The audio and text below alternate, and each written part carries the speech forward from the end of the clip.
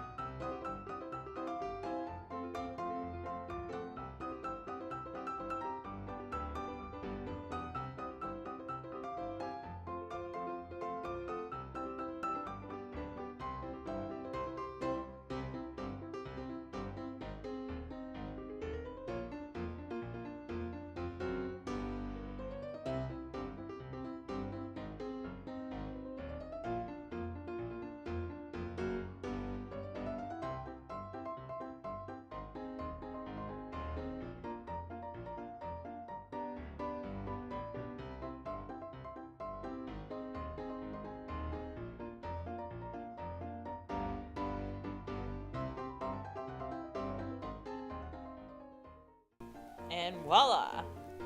Put it on the top rack of your dishwasher, run it once, and you're all set to go. Thanks for watching. Love you guys.